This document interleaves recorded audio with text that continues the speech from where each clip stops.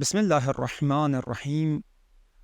جہاں ہم آج یہ دیکھتے ہیں کہ کس طرح کچھ ممالک میں قرآن کی بے حرمتی کی جاتی ہے، جیسا کہ ابھی ہم نے دیکھا کہ کچھ مہینے پہلے کچھ ممالک میں قرآن مجید کو جلایا گیا، لیکن وہی جب ہم دوسری جانب دیکھتے ہیں کچھ برادران قرآن مجید کو حفظ کر کے قرآن مجید کی حفاظت کرتے ہیں، جیسا کہ خود قرآن مجید میں اس بات کا ذکر ہوا ہے کہ یقیناً اس کتاب کو ہم نے ہی نازل کیا اور ہم ہی اس کی حفاظت کرنے والے ہیں۔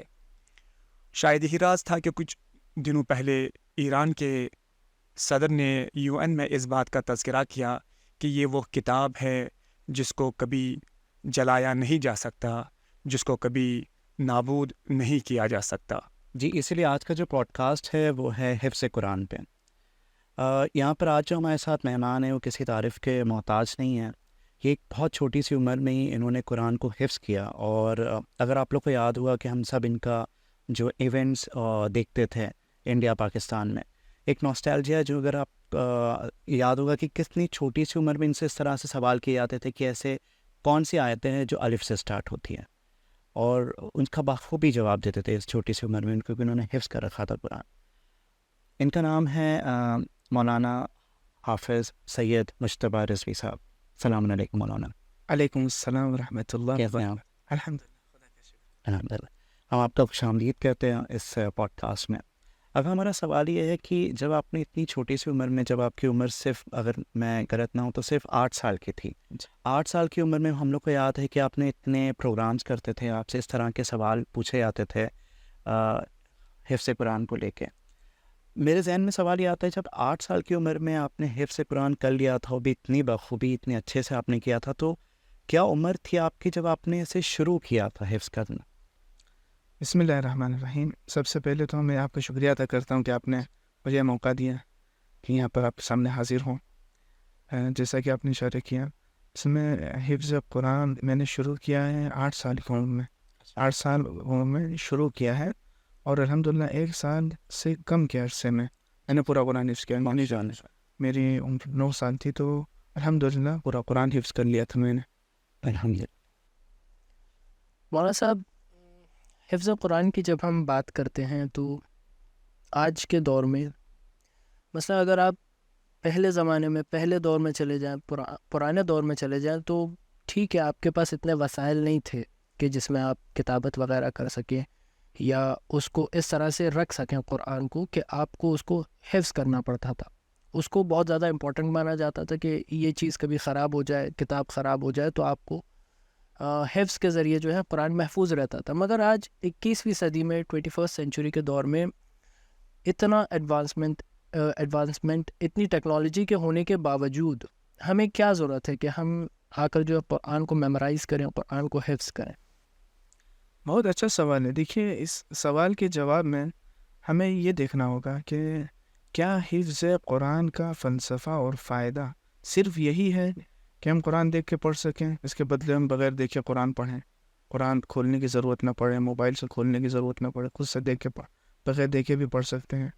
اگر صرف حفظ قرآن کا فائدہ یہ ہوتا تو آپ کی بات بالکل بچا تھی، لیکن حقیقت میں اگر ہم دیکھیں تو حفظ قرآن کا پورا فلسفہ یہ نہیں ہے، چونکہ قرآن ہدایت ہے، کتاب ہدایت ہے، ہدی للناس ہدی للمتقین، اور خداوند متعال نے اس قرآن کو نازل اسی لیے کیا ہے کہ انسان کو یہ بہترین راستے کی طرف رہنمائی کرے، اور اس رہنمائی سے اسی وقت انسان فائدہ اٹھا سکتا ہے جب اپنے آپ کو اس قرآن سے مانوس کر لے، یعنی اپنا رابطہ قرآن سے برقرار رکھیں۔ تو یہ حفظ قرآن ایک رابطہ برقرار رکھنے کا ایک ذریعہ ہے۔ جب انسان قرآن حفظ کرتا ہے تو الفاظ قرآن سے مانوس ہوتا ہے، اور ظاہر ہے کہ حفظ قرآن کا مطلب یہ نہیں ہے صرف کہ ہم الفاظ کو رٹ لیں، لیکن معانی قرآن، مفاہیم قرآن اور قرآن کا جو پیغام ہے اس سے ہم غافل ہو جائیں۔ تو لامعنی انسان جب وہ حفظ کرتا ہے تو اس کے معانی پر بھی غور و فکر کرتا ہے، جب معانی پر غور و فکر کرتا ہے تو خود بخود قرآن کو سمجھنے کی طرف آتا ہے، قرآن کو سمجھنے کے بعد جو مرحلہ آتا ہے قرآن پر عمل کرنے کا۔ لہٰذا حفظ قرآن کا فلسفہ اور فائدہ یہ ہے، جو افراد قرآن حفظ کرتے ہیں ظاہر ہے کہ وہ الفاظ قرآن سے بھی مانوس ہیں، ان کے اندر یہ صلاحیت زیادہ پائی جاتی ہے کہ وہ بہتر طور پر قرآن پر غور و فکر کر سکتے ہیں، چونکہ تمام الفاظ ان کے ذہن میں۔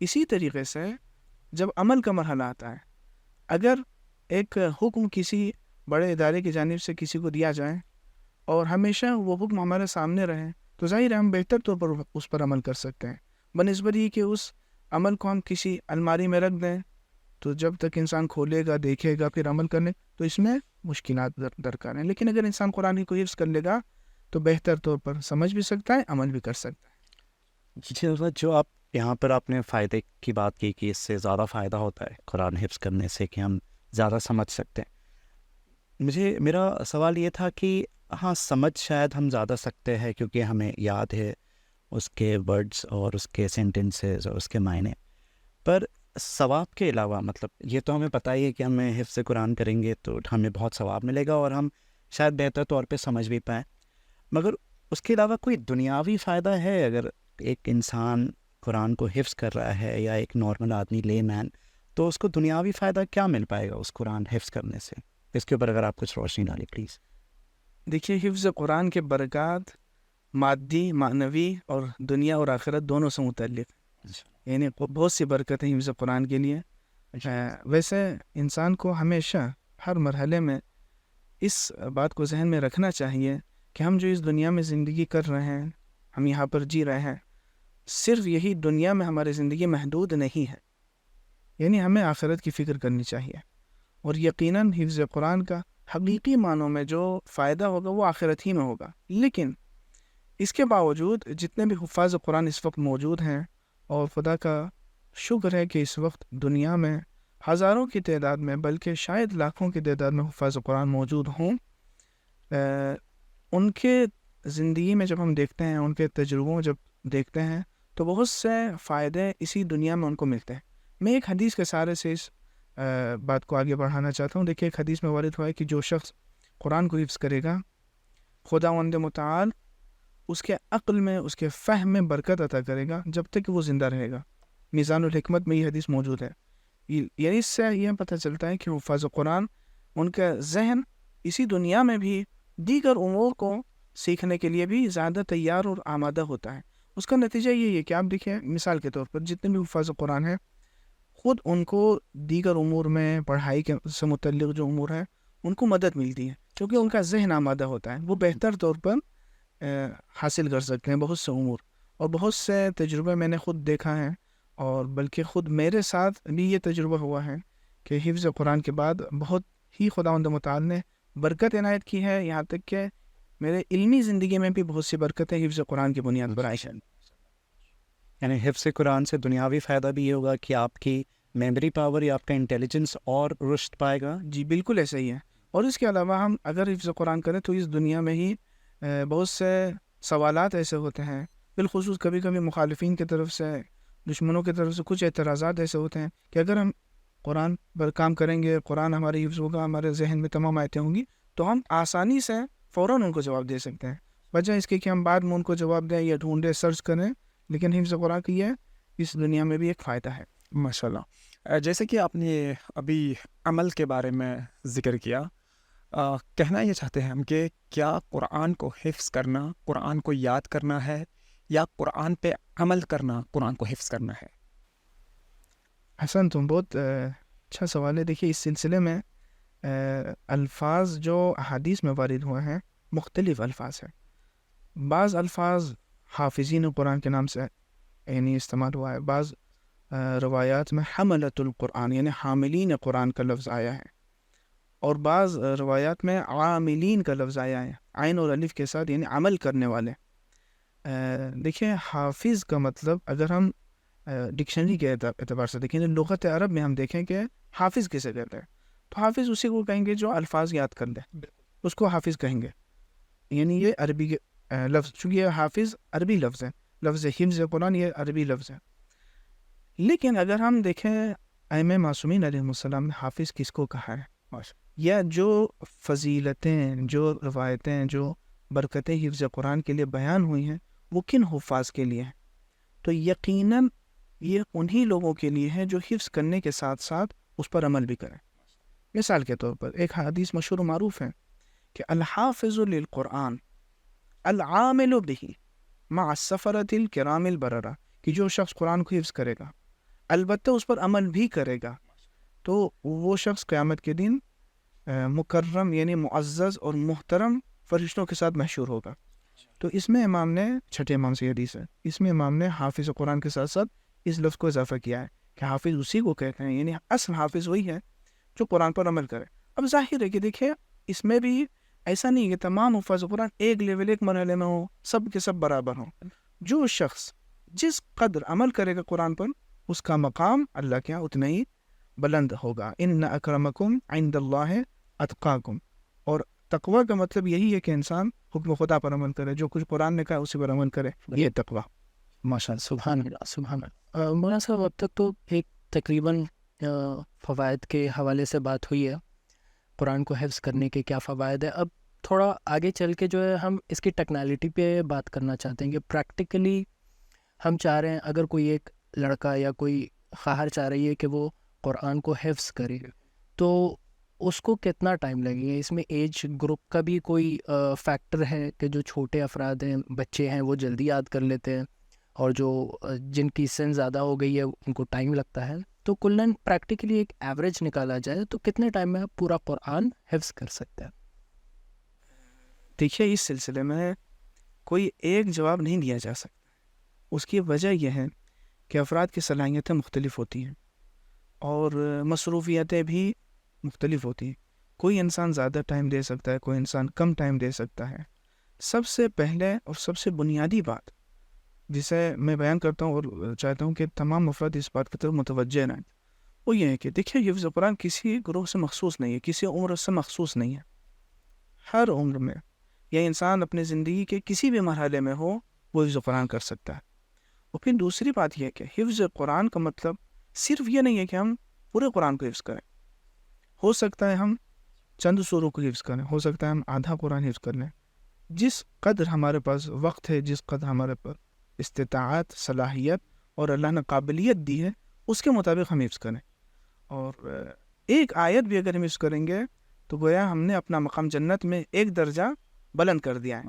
لہٰذا یہ نہ سوچیں کہ اب ہمارے اندر اتنا اللہ نے صلاحیت اتنی نہیں دی ہے کہ ہم پورا قرآن حفظ کر سکیں، یا ہمارے پاس وقت نہیں ہے لہٰذا ہم حفظ قرآن کی طرف نہ جائیں. نہیں، ایسا نہیں ہے. حفظ قرآن ہر انسان کے لیے ہونا چاہیے، ہر شخص حفظ قرآن کی طرف جائے. لیکن یہ کہ کتنا وقت لگے گا اور کئی سال میں انسان حفظ کر سکتا ہے، کتنے برس درکار ہے، اس سے متعلق مختصر جواب یہ ہے. چونکہ اس میں کچھ تفصیلات ہیں، میں مختصر جواب اس وقت میں بیان کروں گا، تفصیل کا موقع نہیں ہے. دیکھیں جتنا انسان ٹائم دے سکے گا ظاہر ہے کہ اتنا ہی جلدی حفظ کر سکتا ہے. ایک عام بات کہ جو شخص حفظ قرآن کرنا چاہ رہا ہے بشرطے کہ بہت زیادہ اس کی مصروفیتیں، دیگر مصروفیتیں نہ ہوں، اور یعنی ہم عام زبان میں کہیں گے نا فل ٹائم اگر دے، مکمل اپنا وقت قرآن کے لیے دے، تو وہ آسانی سے، اگر ایک متوسط ذہن کا حامل ہے تو وہ آسانی سے 2 سال کے عرصے میں قرآن حفظ کر سکتا ہے، بہت آسانی سے، بغیر اس کے کہ اس پر بہت دباؤ ہو. اور جس قدر مصروفیت بڑھتی ہیں، جتنا ٹائم کم ہوتا ہے، اس عرصے میں اتنا ہی اضافہ ہوگا. عام طور پر جو افراد حفظ کے ساتھ ساتھ اسکول بھی جاتے ہیں، پڑھائی بھی ان کی جاری ہے، یا دینی طالب علم، تو ان کے لیے یہ ہے کہ 4 سال 5 سال یا 6 برس میں وہ آسانی سے قرآن حفظ کر سکتے ہیں. اگر انسان روزانہ 2 گھنٹہ حفظ قرآن کے لیے مخصوص کر دیں تو وہ 5 سے 6 برس کے درمیان آسانی سے قرآن حفظ کر سکتا ہے.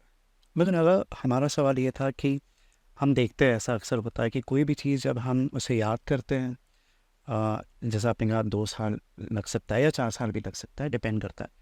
کوئی بھی چیز ہم جب یاد کر لیتے ہیں اس کو اچھے سے، پھر over a period of time, یا اگر ہم ایگزامینیشن میں بھی دیکھیں، ہم بہت سارے ہر سال اپنی ٹیکسٹ بک سے اور بہت سارے چیپٹرز، بہت ساری چیزیں ہم یاد کرتے ہیں اسے، اور over a period of time جب ہم اس کا ایگزامینیشن دے دیتے ہیں، ہمارا ایگزام ہو گیا اور وہ چیز ہمیں پوری طرح سے مکمل یاد ہو گئی، تو ایگزام کے بعد میرے خیال سے وہ چیز شاید ہمیں آدھی یاد رہتی ہے، یا کبھی کبھی آپ دیکھیں کہ کچھ عرصے کے بعد تو وہ چیز ہم تقریباً بھول ہی جاتے کیونکہ ہم نے اتنی ساری چیز آج تک یاد کی ہے.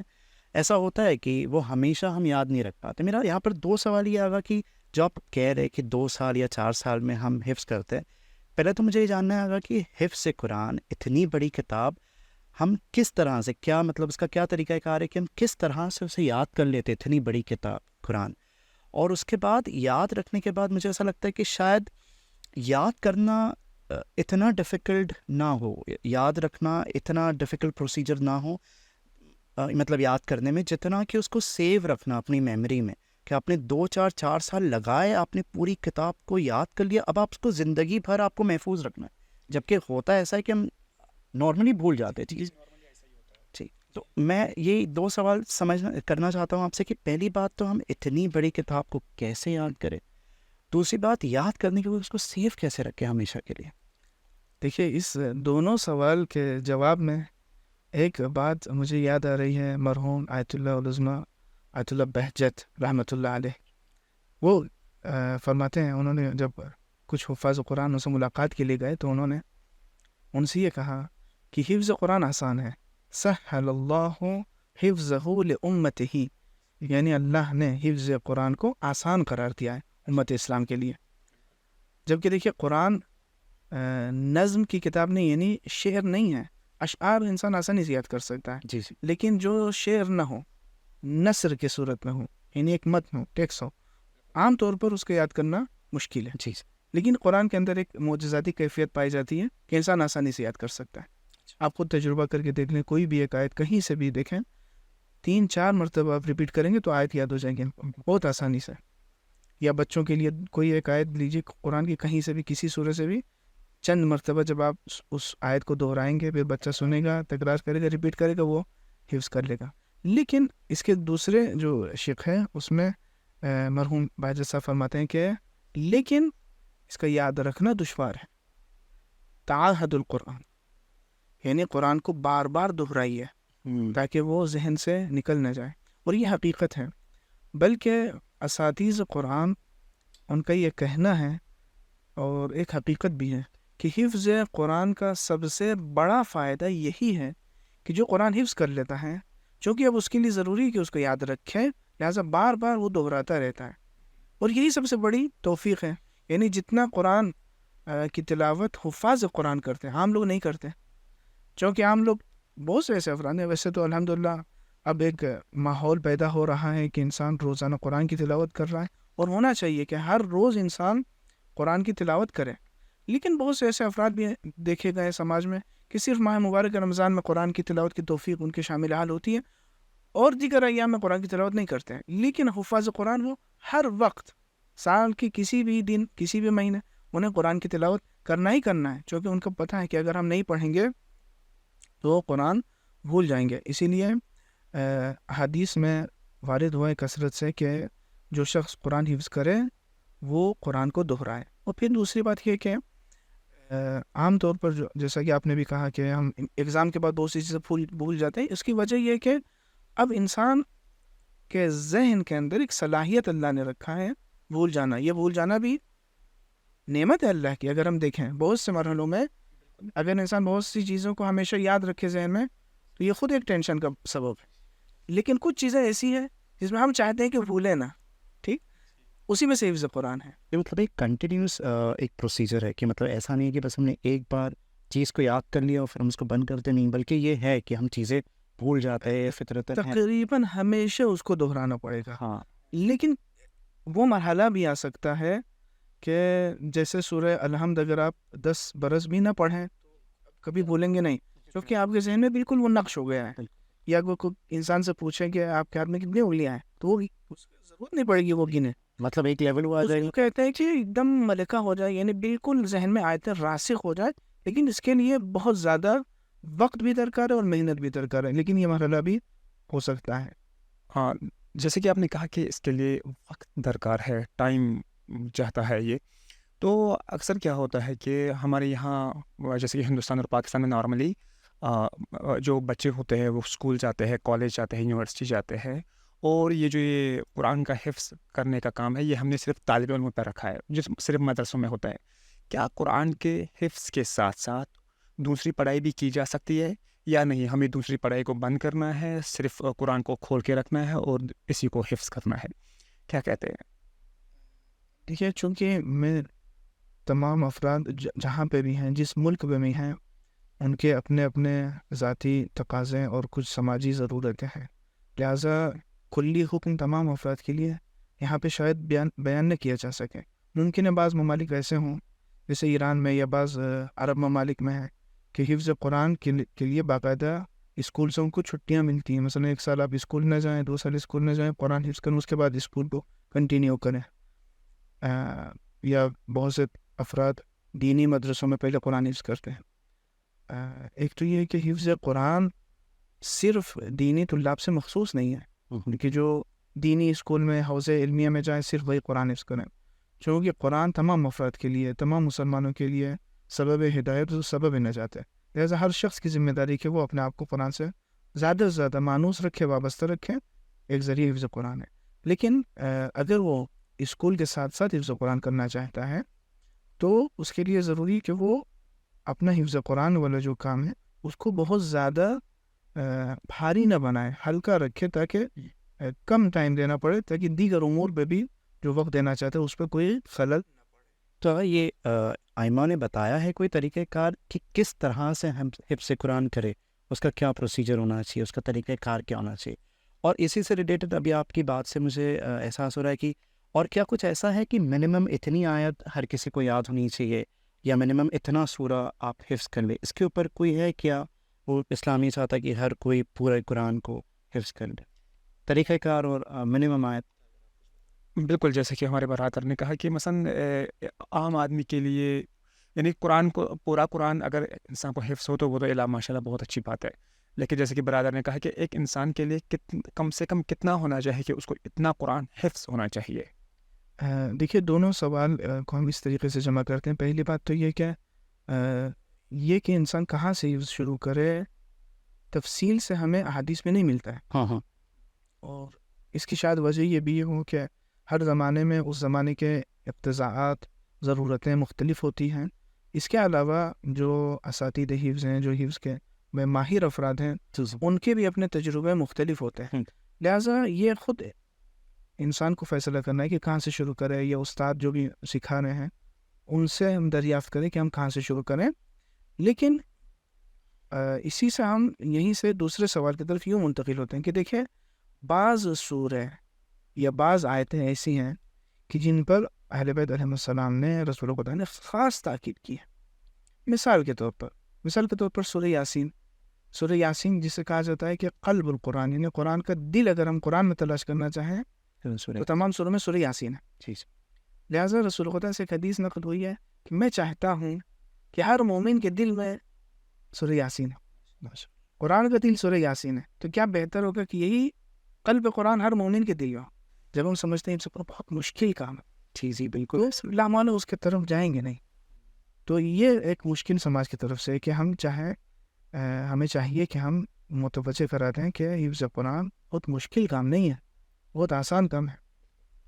اس کے علاوہ حفظ قرآن ایک مسلمان کی اہم ضرورت ہے، اس میں کوئی قید نہیں ہے کہ صرف طالب علم ہو۔ ہاں، طالب علموں کے لیے حفظ قرآن کے بہت زیادہ اثرات ثابت ہو سکتے ہیں، چونکہ مرحلہ تبلیغ دین میں اگر آیت ذہن میں ہو تو بہت بہتر طور پر انسان تبلیغ کر سکتا ہے۔ لیکن قرآن اللہ کا کلام، اور اللہ حقیقی محبوب تمام انسانوں کا اللہ ہے، یا خیر حبیب و محبوب، یا اس طریقے سے آیا یا حبیب من لا حبیب۔ اگر ہمارے پاس دنیاوی کسی محبوب کا کوئی پیغام پہنچ جائے، کوئی لیٹر آ جائے، کوئی خط آ جائے، پرانے زمانوں میں یہ سب زیادہ تھا، اب تو سوشل میڈیا کا زمانہ ہے، جی بالکل، بہت سی چیزوں کو ختم کر دیا ہے۔ لیکن اگر آپ تصور کیجئے پرانے زمانے میں کسی محبوب کا خط آ جاتا تو جیسا کہ حالات میں ملتا ہے بہت سے لوگوں کے، کبھی کبھی اتنا وہ پڑھتے تھے، دیکھتے تھے کہ لفظ بلفظ یاد کر لیتے تھے، یہ اتنا دیکھا ہے کثرت سے، گم ہو جاتے تھے اس سب میں۔ سے حقیقی محبوب اگر ہے کائنات میں کوئی تو اللہ ہے، بالکل، یہ اللہ کا پیغام ہے۔ اللہ کا اگر ہمارے اندر یہ جذبہ ہے کہ یہ حقیقی محبوب، حقیقی حبیب، اور اس کا کلام ہے جس نے ہمیں اور پوری کائنات کو خلق کیا ہے، بے شک، تو یہی کافی ہے کہ ہم حفظ قرآن کریں۔ حدیث میں وارد ہوا ہے کہ جنت کے درجات آیات قرآن کے برابر. جو شخص جتنی آیت حفظ کرے گا اس کا مقام جنت میں اتنا ہی بلند ہوگا. ماشاء اللہ. تو کون نہیں چاہتا ہے کہ اس کا مقام جنت میں بلند ہو؟ ہر انسان یہی چاہتا ہے. یا صرف طالب علم اوپر جائیں گے؟ نہیں سب. عوام الناس اور باقی لوگ جو دنیاوی اسٹڈیز میں وہ نہیں چاہیں گے کہ ان کا مقام جنت میں بلند تر ہوں. تو پھر وہ کیوں اس مرحلے میں پیچھے رہیں؟ اگر چاہتے ہیں کہ ہمارا مقام جنت میں بلند ہو تو ہم زیادہ سے زیادہ آیتوں کا حفظ کریں. پورا قرآن حفظ نہیں کر سکتے، جتنا ہو سکتا ہے ہم یاد کریں تاکہ کم سے کم کچھ رتبے کچھ درجہ ہمارا بلند. شکریہ عابد صاحب، آپ نے ہر سوال کا بخوبی بہت اچھا جواب دیا. جو ہمارے ذہنوں میں تھے کویشچنس کہ حفظ قرآن سے ہم تھوڑا ڈرتے تھے، ہم سوچتے تھے کس طرح سے ہوگی، کن لوگ کے لیے نہیں، کتنا وقت لگے گا، کیا طریقہ کار ہے، ہسٹری کیا آتی ہے، آپ نے ہر چیز کو بہت کلیئرلی بتایا. آپ کا بھی شکریہ کہ آپ نے ہمیں موقع دیا ہے. اور آخر میں یہ دعا بھی ہے کہ خداوند متعال ہر فرد کو یہ توفیق دے کہ جس قدر اس کے اندر صلاحیت و توانائی ہے وہ حفظ قرآن کی طرف آگے بڑھیں، خوف زدہ نہ ہوں، اور حفظ کے ساتھ ساتھ ہم کوشش کریں قرآن سمجھیں اور اس پر عمل بھی کریں تاکہ قیامت میں قرآن ہماری شفاعت کرے. بہت شکریہ، بہت شکریہ. جیسا کہ آپ لوگوں نے دیکھا ناظرین کی آج ہم لوگ نے حفظ قرآن کے اوپر یہ پوڈ کاسٹ کیا ہے. یہ ہم لوگ کو بہت ضروری اور اہم لگتا تھا کیونکہ اس سے ریلیٹڈ بہت سارے سوال تھے ہمارے ذہن میں کہ کیا نارمل آدمی، کامن مین یہ کر سکتا ہے کہ نہیں کر سکتا ہے. اور ان مولانا سے بڑھ کے ہمیں کوئی ملا نہیں کہ جنہوں نے اپنے بچپنے میں ہی قرآن کو حفظ کیا 8 سال کی 9 سال کی عمر میں، اور ان کے بہت سارے ایونٹس اور فنکشنز ہوتے تھے اس چھوٹی سی عمر میں. آج یہ اپنے ڈپارٹمنٹ کے HOD ہیں، جہاں پر جو فیکلٹی کا جو ڈپارٹمنٹ ہے آج وہاں پر یہ ہیڈ آف دا ڈپارٹمنٹ بھی ہے ماشاء اللہ سے اتنی کم عمر میں. تو یہ آج کا پوڈ کاسٹ حفظ قرآن پہ تھا. انشاءاللہ آپ ہم لوگ کے ساتھ بنے رہیے، جڑے رہیے. آنے والے پوڈ کاسٹ انشاءاللہ ہم لوگ اور انٹرسٹنگ ٹاپکس پہ انشاءاللہ لے کے آئیں گے اور الگ الگ سوال اور کوئی اور پرسنالٹی کے ساتھ آئیں گے. شکریہ. خدا.